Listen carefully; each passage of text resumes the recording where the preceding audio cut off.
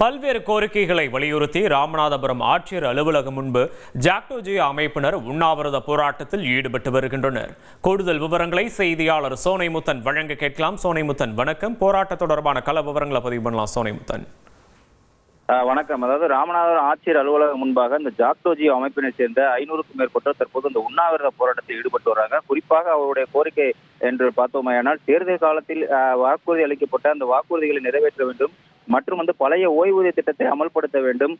மேலும் பல்வேறு கோரிக்கைகளை வலியுறுத்தி இந்த உண்ணாவிரத போராட்டத்தில் ஈடுபட்டு வர்றாங்க. குறிப்பாக ராமநாதபுரம் மாவட்டத்தில் இருக்கக்கூடிய பல்வேறு பகுதிகளைச் சேர்ந்த பெண் ஆசிரியர்கள், அரசு ஊழியர்கள் உள்ளிட்ட பல்வேறு தரப்பினரும் இதில் கலந்து கொண்டிருக்காங்க. இதில் குறிப்பாக முதுநிலை ஆசிரியர்கள், அனைத்து ஆசிரியர்கள், அரசு ஊழியர் சங்கங்கள், அரசு பணியாளர்கள், கண்காணிப்பாளர்கள் உள்ளிட்ட பல்வேறு தரப்பு சங்கங்களைச் சேர்ந்த பெண்கள் உட்பட 500க்கும் மேற்பட்டவர் இந்த உண்ணாவிரத போராட்டத்தில் ஈடுபட்டிருக்காங்க. தொடர்ந்து இந்த உண்ணாவிரத போராட்டம் இன்று மாலை வரை நடைபெறும் எனவும் தெரிவித்திருக்காங்க. குறிப்பாக இன்று பிரைவேட் லிமிடெட் கம்பெனி ஆரம்பிக்கலாமா இல்ல பார்ட்னர்ஷிப்ல ஆரம்பிக்கலாமா? எது கன்ஃபியூஷன்?